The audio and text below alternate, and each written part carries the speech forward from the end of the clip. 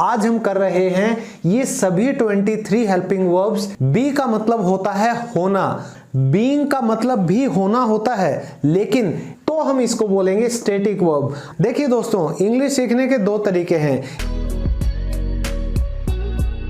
दोस्तों। टेंसेस के अलावा भी वर्ब्स एक बहुत इंपॉर्टेंट काम करती हैं, वो काम है जानकारी देने का।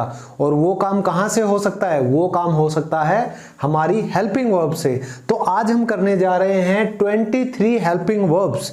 तो अगर आप लोगों को ये 23 हेल्पिंग वर्ब्स और इन सभी वर्ब्स के यूजेस पता हैं तो मुझे नहीं लगता कि इंग्लिश बोलने में आपको कोई भी दिक्कत आने वाली है। सबसे पहले आपको सिर्फ एक बात समझना है, आज हम कर रहे हैं ये सभी 23 helping verbs as static verbs. तो अब आप सोचोगे कि ये स्टैटिक वर्ब्स क्या है? तो स्टैटिक वर्ब्स वो वर्ब्स होती हैं जो एक स्टेट में रहती हैं, यानी एक स्थिति में रहती हैं, वो मूव नहीं होती। मूव नहीं होती मतलब काम नहीं करती, यानी कोई एक्शन नहीं होता। जैसे अगर मैं बात करूं be, being, been, is, am, are, तो ये सभी वर्ब्स आपने देखी होंगी कि I am teaching, I am learning, I am swimming, I am dancing, I am singing. तो ये जो सभी हेल्पिंग वर्ब्स हैं ये किसका काम करती हैं? सहायता करने का। और ये सहायता करती हैं किसी मेन काम के होने में, इसीलिए हम इनको हेल्पिंग वर्ब्स बोलते हैं। नहीं तो इनका मेन काम जो है वो है एज स्टैटिक वर्ब्स। जैसे मुझे आपको बताना हो कि मैं क्या हूं, मैं एक शिक्षक हूं, तो आई एम अ टीचर। आप क्या हो? You are a student. ठीक है, कोई इंजीनियर है, कोई डॉक्टर है। तो ये सभी जानकारियां जिसमें हम सिर्फ जानकारी देते हैं, कोई काम हो रहा है उसके बारे में नहीं बात करते। तो एक एक करके मैं आपको सभी 23 हेल्पिंग वर्ब्स का यूज बताऊंगा और आप देखेंगे कि कितनी आसान ये चीजें हैं और अब तक हम इनको इग्नोर करे बैठे थे। तो शुरू करते हैं सबसे पहले सबसे दिलचस्प बी, बीइंग और बीन का। देखिए, बी का मतलब होता है होना। तो बी स्मार्ट, अगर आपने कहीं सुना हो कि भाई स्मार्ट बनो, आज की दुनिया में सीधे साधे इंसानों का कोई फायदा नहीं है रहने का, थोड़ा चतुर बनने का, थोड़ा स्मार्ट बनने का, थोड़ा डेढ़ शाना बनने का, उसी का ही बेड़ा पार होता है। तो देखिए, बी का मतलब हो गया होना, बीइंग का मतलब भी होना होता है, लेकिन ये दोनों अलग अलग कैसे यूज होंगे?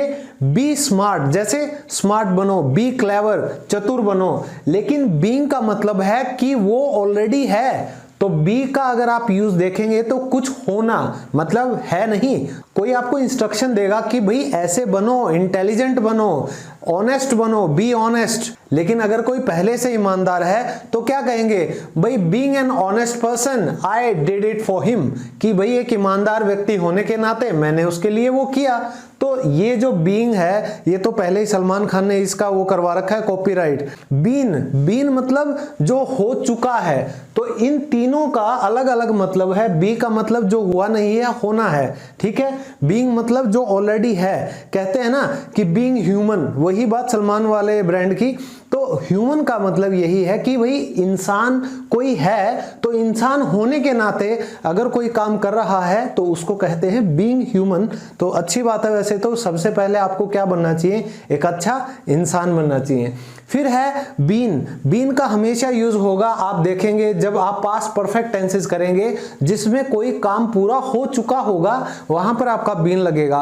और एक बात, ये जो बीई है ये आपको मिलेगा फ्यूचर कॉन्टिन्यूअस टेंस में या फ्यूचर सिंपल टेंस में भी, जहां पर आप कुछ होने की बात करेंगे कि ऐसा होगा, ऐसा हो रहा होगा। तो वो टेंसेस भी हम एक एक टेंस बिल्कुल डिटेल में करेंगे। अभी हम समझते हैं सिर्फ इनके यूज को। देखिए, ये कुछ बहुत ज्यादा इस्तेमाल होने वाले जो हेल्पिंग वर्ब्स हैं, इनको मैंने यहां आप लोगों को थोड़ा सा समझाने के लिए लिखा है। तो ये एग्जांपल देखिए। तो सबसे पहला है हमारा है का मतलब होता है इज। देखिए दोस्तों, इंग्लिश सीखने के दो तरीके हैं, या तो जो आपकी मातृभाषा है यानी कि हिंदी है, उसका इंग्लिश में क्या मतलब है वैसे आप चलते चलो, या आप इसको एज ए सब्जेक्ट लो, जैसे आप मैथ्स को लेते हो इसके सारे फॉर्मूला को समझो और तब उसके ऊपर काम करके आप अपनी इंग्लिश को बढ़ाओ। तो दो तरीके हैं, वो आपके ऊपर डिपेंड करता है इंग्लिश सीखने के लिए आपको कौन सा तरीका आसान लगता है। ठीक है, तो ये तो है वैसे रट्टे वाला तरीका, इसमें आपकी शायद सारी जिंदगी निकल जाएगी, लेकिन जो बेसिक इंग्लिश होती है उसके लिए ये चीजें समझना भी जरूरी है। होते हैं ना कि पांचों उंगलियां बराबर नहीं होती, लेकिन हर उंगली का जो काम है वो एक मुट्ठी में बहुत इंपॉर्टेंट है। तो इसी तरह जैसे है का मतलब इंग्लिश में इज होगा, जैसे वह एक डॉक्टर है तो इसमें कोई काम नहीं हो रहा है, तो इसमें ये जो वर्ब है हेल्पिंग वर्ब ये आएगी एज ए स्टैटिक वर्ब, मतलब ये अकेली आएगी। तो ही इज अ डॉक्टर, तो इसमें ये जो इज है इसके अलावा आपको और कोई वर्ब इस सेंटेंस में नहीं मिलेगी, तो हम इसको बोलेंगे स्टैटिक वर्ब। अगर मैं यहां पर लिखता हूं ही इज प्लेइंग क्रिकेट, कि वह क्रिकेट खेल रहा है, तब क्योंकि काम हो रहा है प्ले, जो प्ले है वो मेन वर्ब होगी, तब जो इज बनेगा ही इज प्लेइंग क्रिकेट में, उस सेंटेंस में इज हमारा बनेगा हेल्पिंग वर्ब, क्योंकि वो मदद कर रहा है। समझे? तो इसी तरह आप लोगों को ये देखना है कि अगर किसी सेंटेंस में सिर्फ हमें जानकारी मिल रही है, ये 23 वर्ब्स अकेली आई हैं बिना किसी सहारे के, तो आप उनको एज स्टैटिक वर्ब कंसीडर करेंगे। और स्टैटिक वर्ब्स का मतलब सिंपल सा है कि वो एक आपको जानकारी देंगे, वहां पर कोई एक्शन नहीं हो रहा होगा। लेकिन अगर ये किसी और वर्ब के साथ आएंगी तो ये क्या बन जाती हैं? Helping verbs. इतना सा फंडा है। अब जल्दी से दूसरा देखते हैं। हूं का मतलब जैसे एम होता है इंग्लिश में, मैं एक शिक्षक हूं, I am a टीचर, तो यहां पर भी आपने जानकारी दी। ये मैंने एग्जाम्पल के लिए लिखे हैं ताकि आप थोड़ा सा आसानी से इसको बेसिक से समझने में आपको ये चीजें हेल्प करें। फिर हैं, तो हैं का अब इंग्लिश में हम ट्रांसलेट करते हैं तो आर निकलता है।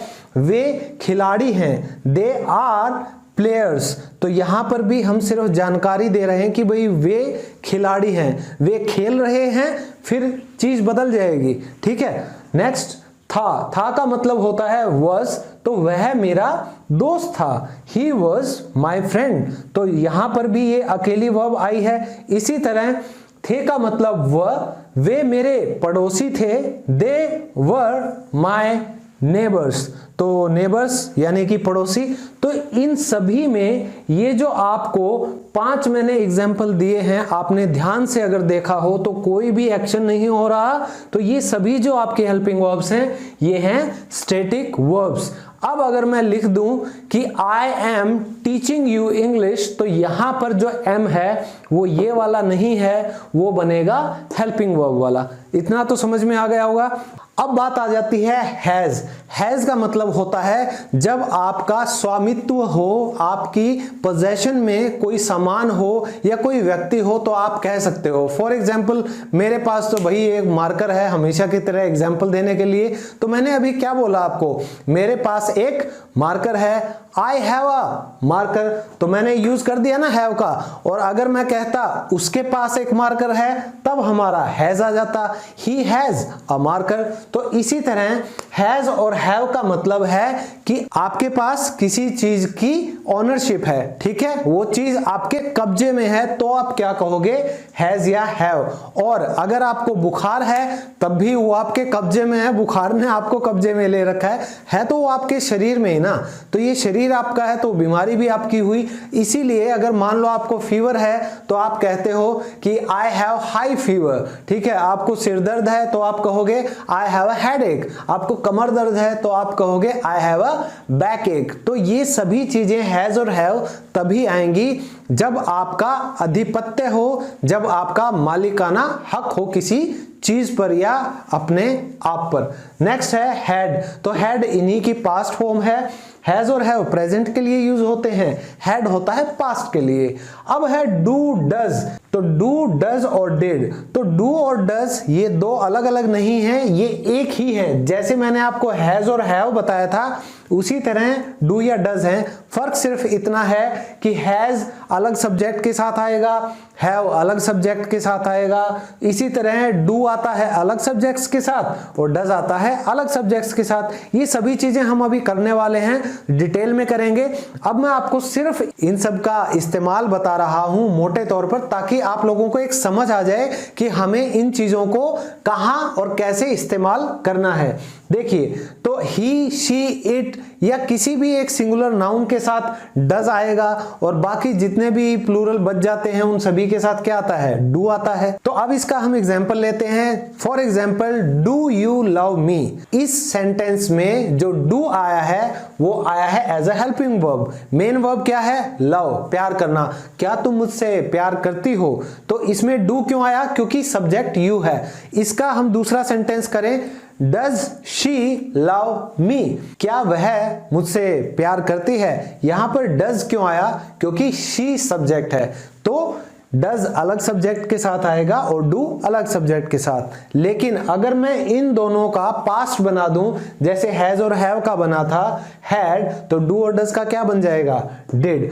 इसी तरह विल और शैल ये आते हैं हमारे फ्यूचर में बात करने के लिए अलग अलग सब्जेक्ट के साथ। और जो वुड है और शुड है ये दोनों ही विल और शैल की क्या हैं, एक तो पास्ट फॉर्म है जब हम टेंस की बात करें, और अगर हम इनको एज अ मॉडल इस्तेमाल करेंगे तो इनका मतलब बदल जाता है। तो हम मॉडल्स भी पूरे कंप्लीट करेंगे, बने रहिए मेरे साथ, ठीक है। ये पूरा कोर्स चलेगा, लगातार चलेगा, धड़ाधड़ चलेगा और बिना इंग्लिश सीखे ये कोर्स खत्म होगा ही नहीं। अपने ही तो हाथ में भाई, हमको कौन सा किसी से पूछना है ना। तो लगे रहो बस। फिर है मे, माइट, तो ये हमें इस्तेमाल करने पड़ते हैं किसी से परमिशन लेने के लिए, किसी को आज्ञा देने के लिए। ये भी अगर अकेले आते हैं तो ये क्या काम करते हैं, स्टैटिक वर्ब का। तो ये हमारे मॉडल्स भी हैं और स्टैटिक वर्ब्स भी। इसी तरह is, am, are, was, were, has, have, had, do, does, did ये हमारे स्टैटिक वर्ब्स भी हैं और हेल्पिंग वर्ब भी। तो इन सभी 23 हेल्पिंग वर्ब्स का फंक्शन चाहे अलग अलग हो, लेकिन ये सभी 23 हमारी हेल्पिंग वर्ब्स भी हैं और ये हमारी स्टैटिक वर्ब्स भी हैं। तो ये सभी 23 वर्ब्स अगर आप वन बाय वन इनके मीनिंग के साथ सेंटेंसेस बनाएंगे तो आप लोगों को सिर्फ इंफॉर्मेशन मिलेगी, ना कि कोई एक्शन मिलेगा। तो अगर आप लोगों को मेरी आज की कोशिश पसंद आई हो तो इस मजेदार जर्नी में मेरे साथ आ जाइए। आपको गालिब का वो शेर याद ही होगा, मैं तो अकेला ही चला था शौके मंजिल ए गालिब, लोग जुड़ते गए और कारवां बनता गया। तो मुझे उम्मीद है कि हमारा कारवां यूं ही चलता रहेगा। मिलते हैं आप सबसे नेक्स्ट वीडियो में। Take care, bye bye.